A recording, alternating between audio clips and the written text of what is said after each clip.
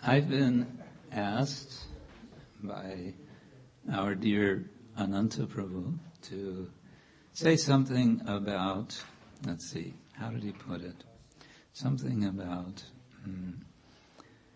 in relation to the marathon that's going on, the preaching marathon, the book distribution marathon, but in the context of community, what we all have a vague sense of being part of community, spiritual community, yes.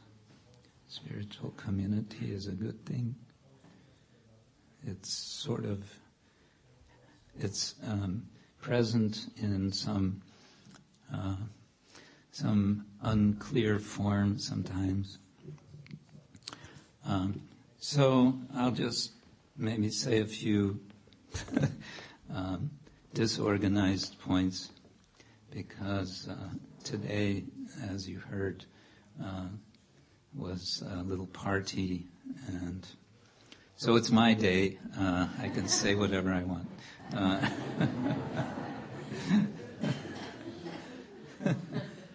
Or actually what I would like to do, since it's my birthday, what I'd like to do is not speak so much myself, just from one side, but maybe we can have more discussion, maybe some questions, maybe we can have it sort of an open session of whatever is on your minds, so we can make it a bit more of what's sometimes called in Sanskrit ishtagoshti, which means a gathering. Literally it means a desired gathering, or it means a gathering for praising the Supreme Lord. But I'll start with Krishna's words in Bhagavad-gita from chapter 3, verse number 20. Om Namo Bhagavate Vasudevaya.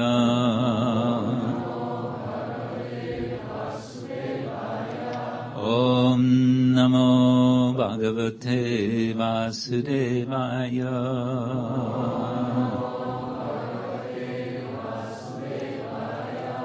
Om Namo Bhagavate Vasudevaya.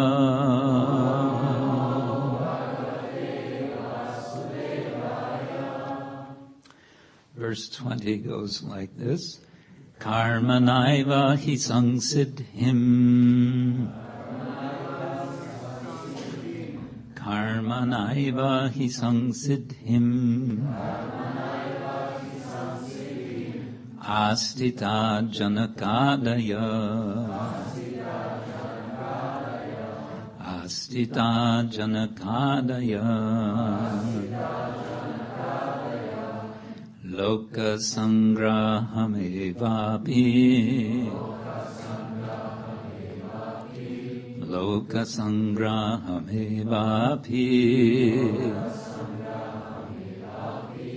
Sampaśyan kartum arhasi.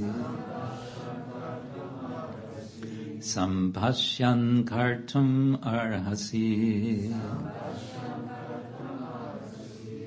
Karmaṇaiva hi saṁsiddhim. Āsthitāḥ janaka-ādayaḥ. Loka-saṅgraham evāpi. Sampaśyan kartum arhasi. So this verse is part of a discussion that Krishna is elaborating about karma yoga, and he's leading into a discussion about examples of persons who act in a certain way for the benefit of others. And hold on here. I want to get Srila Prabhupada's translation. Oops. Slow down.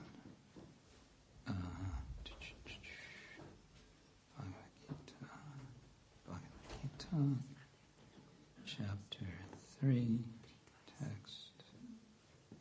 We're getting there. 20. Okay, here we go. This is what Krishna says, Srila Prabhupada's translation. Kings, such as Janaka, attained perfection solely by performance of prescribed duties. Therefore, just for the sake of educating the people in general, you should perform your work. Okay. I'm not going to read the purport just now because I want to focus on a particular expression, namely loka-saṅgraham. As I said, this is within the topic of karma, talk about the performance of duties and the idea that we have duties and we have to perform them. And we cannot avoid action. This is all drawing from a kind of debate in the tradition about how to become free from karma. And the idea for some people is, well, I'll just stop acting. I won't do anything. I won't create karma because I'm just going to sit in one place and just sit and not do anything. But Krishna says, sorry, that's not possible. Even your sitting and doing nothing is doing something. You're becoming as much implicated by your non-action as by your so-called action. And so this conclusion is coming that we should perform activities, karma, in the spirit of duty. This is what I am supposed to do. Now when we talk about supposed to or should, then we're in the realm of ethics. We talk about what should be done, what I should do. And we all ask ourselves in the course of our lives many times, in the course of a day, what should I do now? And that should, that sense of should comes from a sense of obligation. I should do something because there is an expectation from someone. And one of the basic ideas in what's called the Dharma Shastra of India, there are many Dharma Shastras. The one we are most familiar with is the Manu Samhita, but there's, I think, 18 major Dharma Shastras, at least theoretically. And the basic issue in all these Dharma Shastras are giving laws. They're sometimes called the law books of human beings. The most basic issue in all of these books is the idea of debt. That as soon as we're born, we are indebted. We have obligations. We have obligations to our parents, to our ancestors. We have obligations to the sages for giving us Vedic knowledge. We have obligations to all living entities for making our well-being, our life livable. And then the question becomes, how do I pay back these obligations? And the answer is by action, karma. But then, on the other side, comes this problem. But if I do action, then there's going to be some implications of my action, because in order to do some action, in order to pay back this debt, I'm getting in trouble over here. I take from, someone over here to get something to give to this person. Now I'm in trouble with that person over there. And so how to balance all of this? This is a big issue in Vedic philosophy, and therefore also in the Gita. And so what Krishna is explaining in this chapter is the way out is by karma yoga, whereby yoga means to make a connection, a significant connection, a meaningful connection with God, with the Supreme Person, with the source of our very being, and also with that person who will be explained in a later chapter, the actual enjoyer of anything. But before getting to that point, you could say, of thinking in terms, that's more on the bhakti side. I'm giving for Krishna, or I'm doing for Krishna.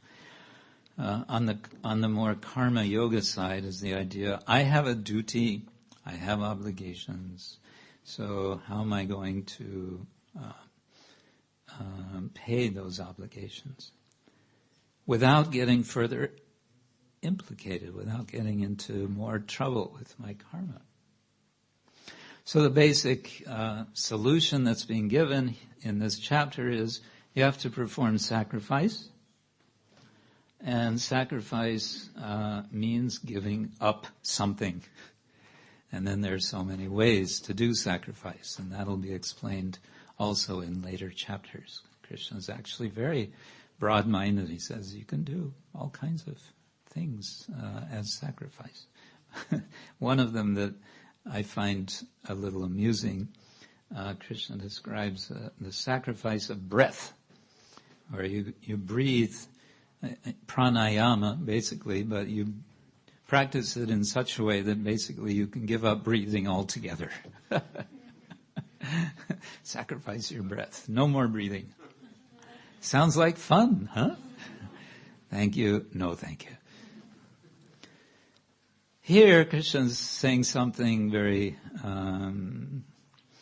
significant with the term loka-saṅgraham. He gives an example of a person, Janaka. Actually, many kings were named Janaka, but we associate it generally with the father of Sita. Sita's father was also named Janaka. So Krishna says, janaka-ādayaḥ, Krishna Adi, beginning with Janaka. There have been so many kings who have acted in the spirit which Krishna is urging all of us to take, and that is for the purpose of loka-saṅgraham. What means loka-saṅgraham? Loka can mean people, and it can also mean planet or realm, a place where many people are. Here I would say it means something like Volk in German. You have the word Volk, das Volk. The people, yeah? For the people. And saṅgraha, graha means holding, bringing together, and sam means together, and it means complete. So complete bringing together of the people. In other words, for the purpose of creating community. That's one way of understanding the term loka-saṅgraham. That the king is acting for the community. Of course, that's what all the politicians say, isn't it? Yes, I am acting for the community. If they would actually do it as they say they're doing, things could be very nice. This would be a very peaceful society. People can be very satisfied. For the most part, they don't really understand these principles deeply, although some idea of it is there. And so we, as a society, who are understanding that the words of Krishna are not just temporary ideas like so many philosophies, but they are enduring truth that we want to live by. We want to have a community which lives by these principles, which pursues deeper understanding of these principles, and which supports each other on the basis of our understanding of the fact that we are eternal spiritual souls. We're not these bodies, and therefore our identities, a prominent person, Sreshta, is acting, acharati. Eva itara jana, others, itara jana, they will act following that example. Sayat pramanam kurute, whatever example the person gives. Evidence, literally, this means pramanam. Lokas tat anuvartate, the people will follow. The loka, das Volk. So the idea of loka-saṅgraham, that's a very rich idea, and it's something we can contemplate as we seek to expand the community of devotees. We are sure that we have something valuable, so valuable that we don't want to keep it for ourselves. We want to give it to others, and we want to include others. There's a kind of paradox in that desire at the same time. On the one side, we are a little bit exclusive, because we have certain ways that we see as standard human way of living. And most people don't see life that way. Most people in Ljubljana or Zagreb think that our way of life is off the deep end.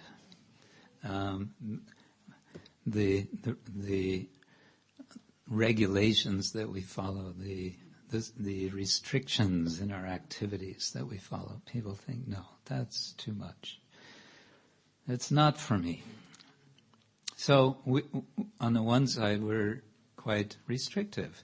And on the other side, we say, Krishna's for everyone. For all human beings, for all living entities. So no limit to our community. We include everyone, but then again, we are very exclusive. There's a paradox there. And Chaitanya Mahaprabhu's Sankirtan movement is, in a sense, the solution to that paradox. It is, we distribute the fruits of love of God that Sri Chaitanya Mahaprabhu provides. He grows them, and he gives, and we pick, and we distribute. He directs us in that process, and he gives us the energy and the vision that we can do this distribution. I've just been reading, I think last time I may have mentioned also, I'm still reading just a little bit every day, Tamal Krishna Goswami's Servant of the Servant, and I've been reading about the days, the golden days of the Radha Damodar party. This was a group of devotees in the USA. They started with one full-length bus. You had a bus here for some time. That bus is no more. Buses are difficult to maintain, I know. They had one bus, and they were with the deities, Radha Damodar, traveling around, and they were doing festivals. They were going to university campuses. They would set up a little stage, and they would do bhajan and give lecture and so on. And then gradually it expanded, and they shifted their attention more to the distribution of, first it was Back to Godhead magazine, and then it was Srila Prabhupada's books, including the bigger, the hardbound books. And it expanded eventually from one bus to 6 buses and 125 devotees, brahmacharis, and 20 vans. They had 20 smaller vehicles going out from the buses every day. And they were distributing thousands of books. I don't remember the numbers, but thousands of books every week.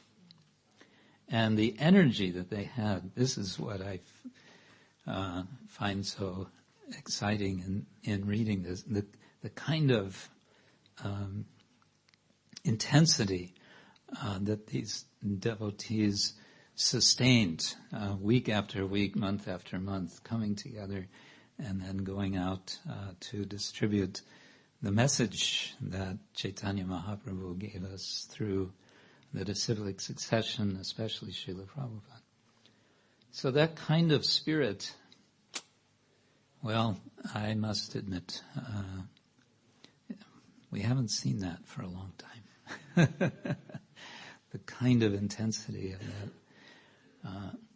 There are many reasons for that we may give, but I think it's nice to go back to remember that.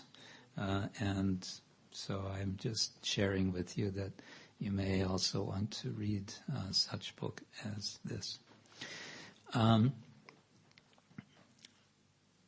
There's a whole new generation. There is a generation after a generation. There are 2 generations since the time of the Radha Damodar party, and that was in a whole other continent.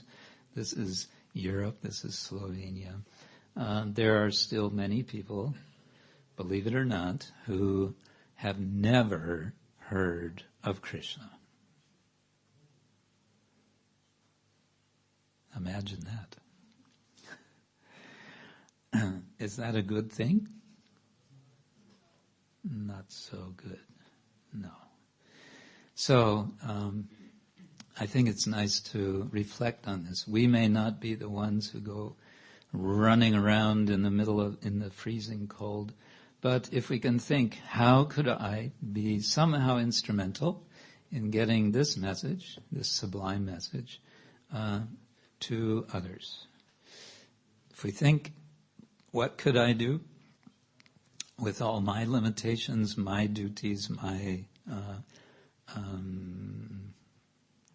challenges in life and so on? What could I do to expand, to convey, to be an agent for a vehicle for bringing this message to others?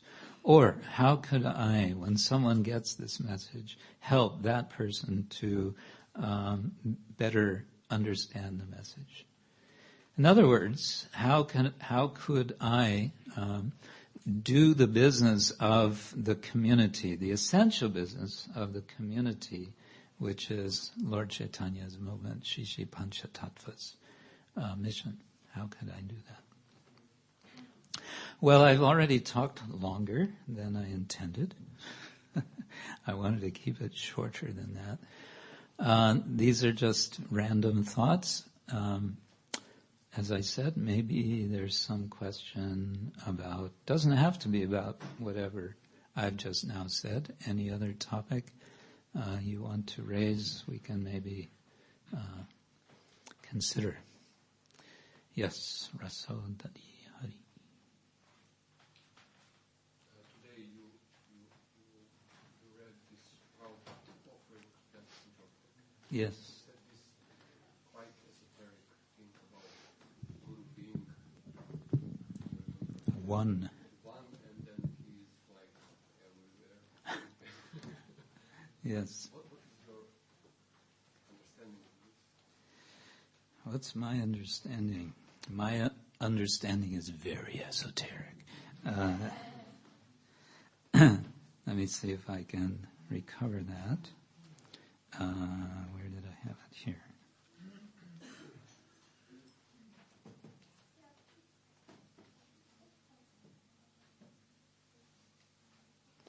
Yes, a little earlier today, we were reading from Srila Prabhupada's Vyasa Puja address. He spoke this address to members of Srila Bhakti Siddhanta Saraswati Thakur's mission in Bombay.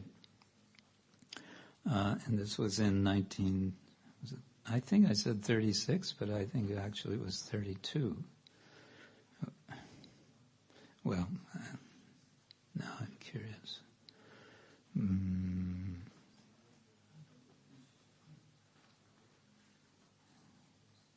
Oh, it's not there. Okay. In any case, here's the statement that we're talking about. Srila Prabhupada said, "There does not arise any question of discriminating my guru from yours or anyone else's. There is only one guru who appears in an infinity of forms to teach you, me, and all others." An infinity of forms. Shall I read that again? There does not arise any question of discriminating my guru from yours or anyone else's. There is only one guru who appears in an infinity of forms to teach you, me, and all others. Okay, well, first thing I would say is this is one kind of statement about the guru, which if we would look elsewhere in Srila Prabhupada's writings, we would see there are others which, in a sense, give a different perspective. That it's not that Srila Prabhupada is saying one guru means it's an impersonal kind of a truth. It's not that there is the guru in some sort of impersonal sense. No, there are so many gurus. Actually, he's saying there are an infinity of gurus, but he's saying one guru in an infinity of forms. It's a little bit subtle, but I would just say it like this, that the guru has one message. And that can be expressed in so many different ways. And it can be discerned, it can be perceived as being given by so many different sources. So in the Bhagavatam we have the story of this Brahmana, it's in the 11th canto, that he has 24 gurus. But what are these 24 gurus? They are different phenomenon of nature. So he learns from a mountain, he learns from a bee, he learns from an arrow maker, he learns from a prostitute, he learns from many different persons' phenomenon. And he refers to them as gurus. So that's one understanding. The sort of guru can be any source of learning about transcendent truth, transcendent reality. And much of the Bhagavad-gita is about that. The chapter 10 is about recognizing how Krishna is present in the world in so many ways. And so we can take material phenomena material events or any sort of event can become a lesson, and we can take it that that is coming from the Guru, in the sense that the original Guru, and this is leading into this point, Guru is one, yes, Guru is one because Krishna is one, and he is Adi Guru. He is the original Guru.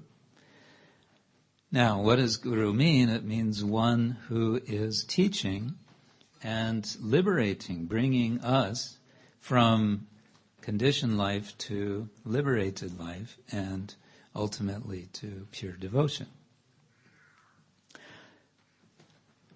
If the original Guru, if Krishna is the original Guru, that makes sense because he is the object of the result of the teaching. In other words, he teaches us how to love himself. So he's the best to teach us that because it's him who we learn to love.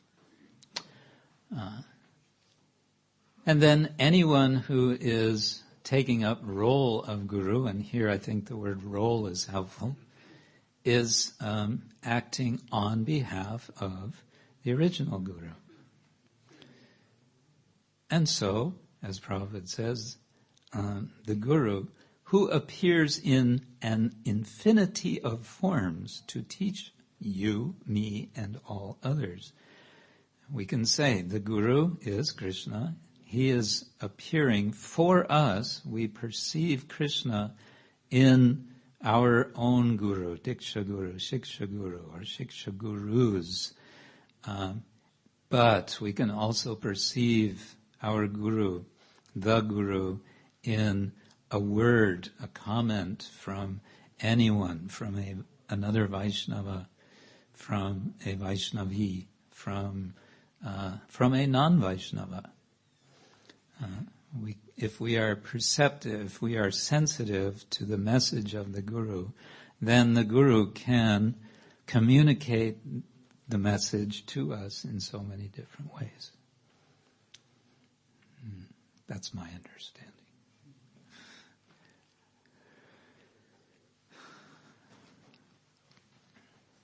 Yes, Edith, Hare Krishna. Hare Krishna Maharaj. Thank you for this lecture.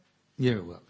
You mentioned spiritual community, how to build it up, like Radha Damodara community in the time of Sri Krishna Swami.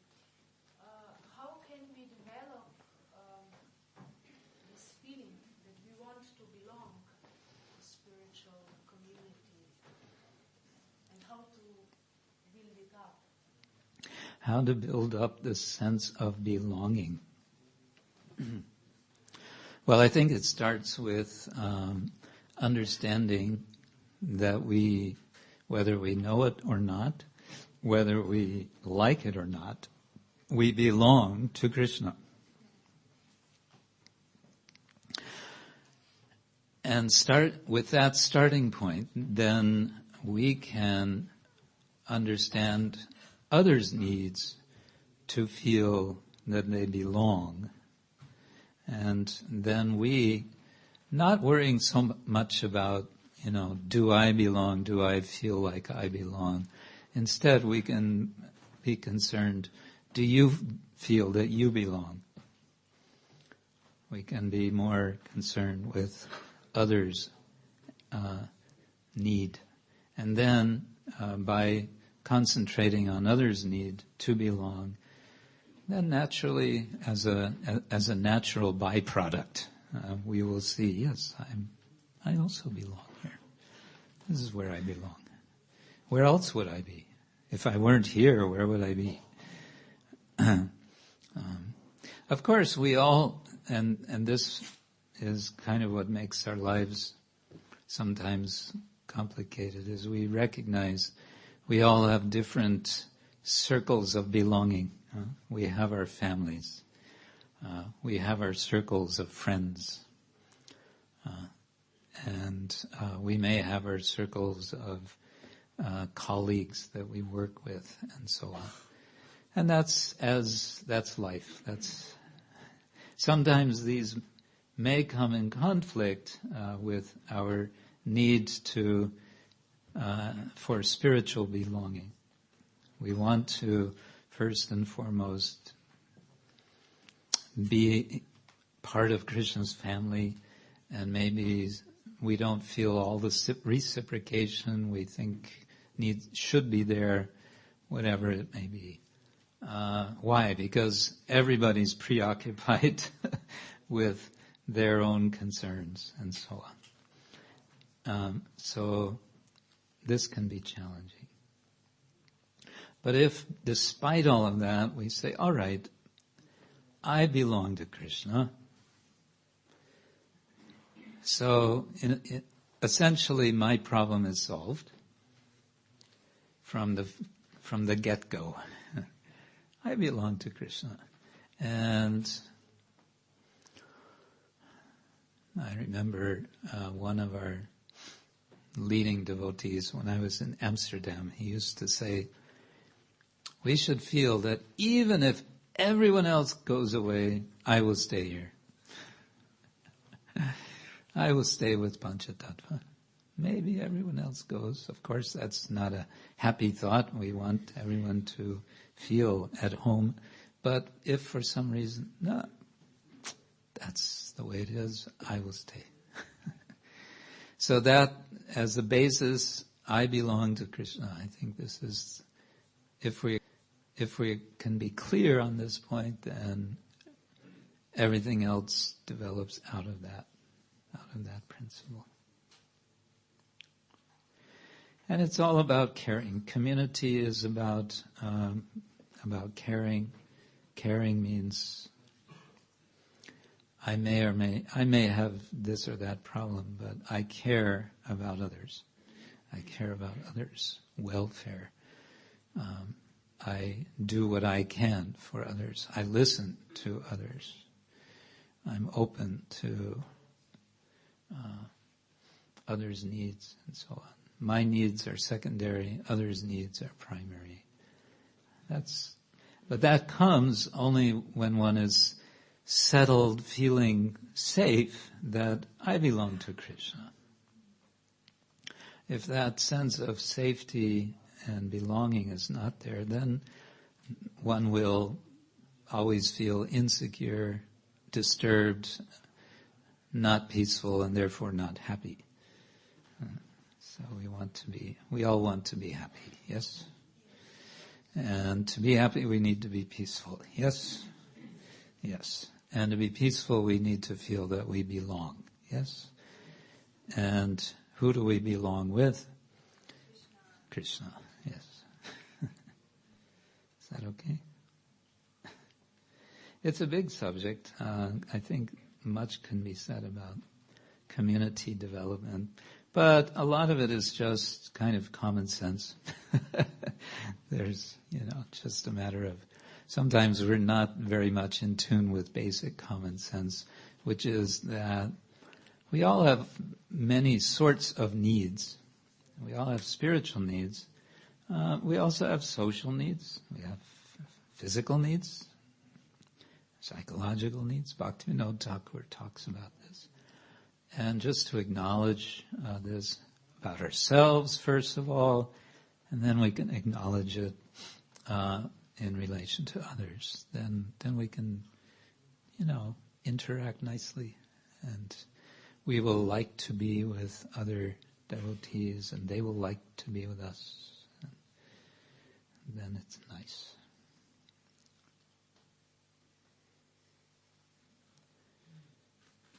Yes? No? Sometimes.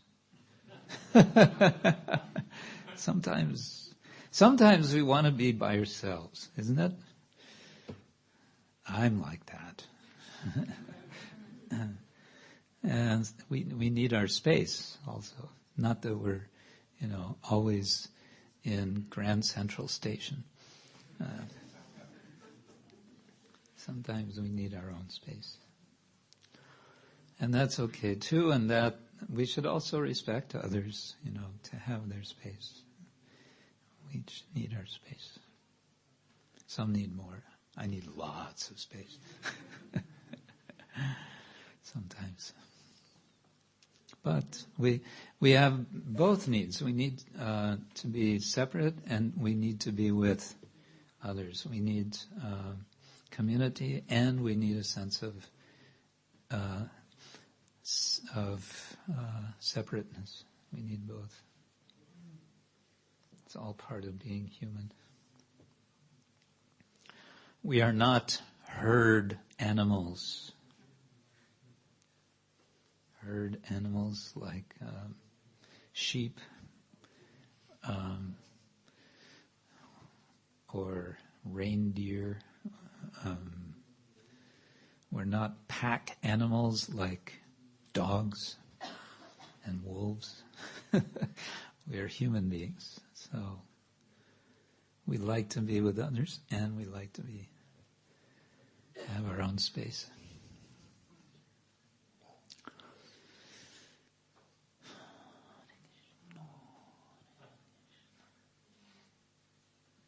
I can't tell whether anyone is thinking, I don't know, what is he talking about?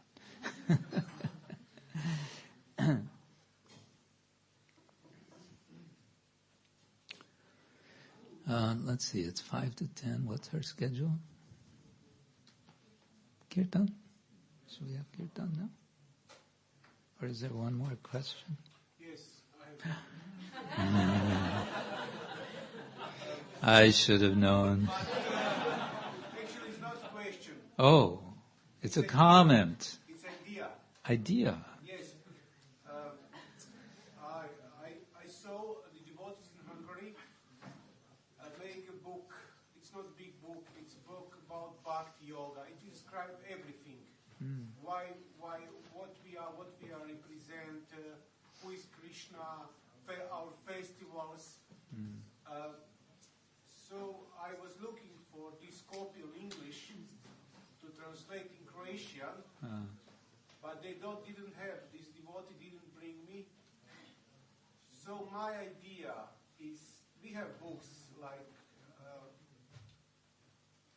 Perfection of Yoga, Perfect Questions, Perfect Answers. We have many books. Science of Self-Realization, but we need. It's my idea. It shouldn't be accepted. My idea is that we make something to represent, like publicity book. You know what I mean? It's who is Krishna? Why we believe in Krishna? Why we don't believe in other avatars like something what to represent us, not like best religion, but to give opportunity to people to understand something about personality of Godhead. Okay. So this is my idea. I spoke with some devotees in Zagreb, and they said, no, it's not necessary.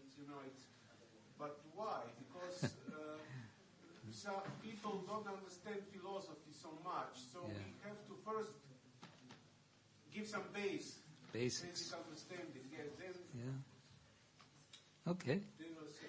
Good. Thank you. Could be a good idea.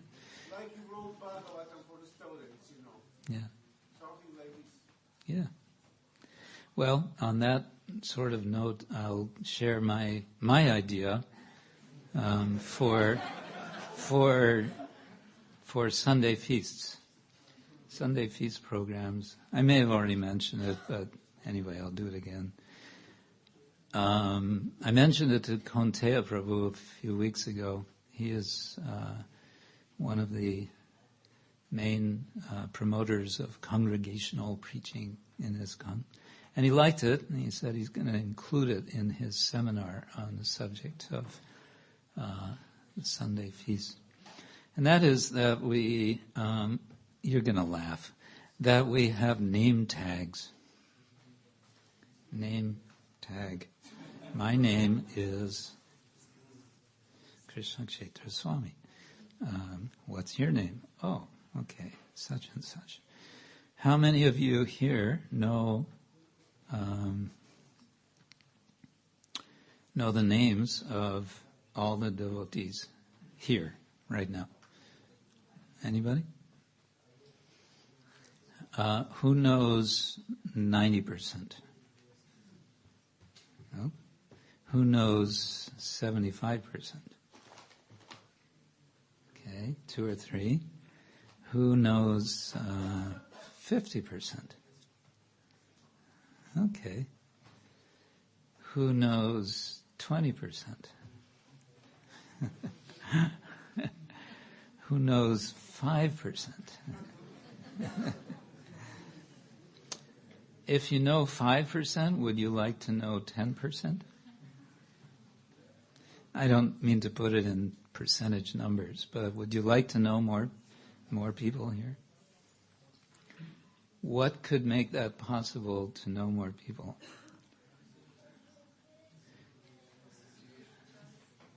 You could greet each other. One way that it might be easier to greet each other is if everyone had a name tag.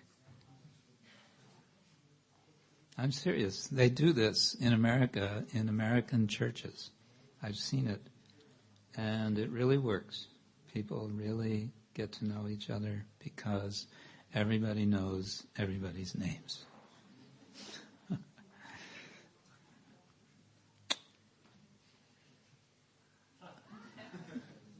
That was the perfect non-committal expression. Interesting.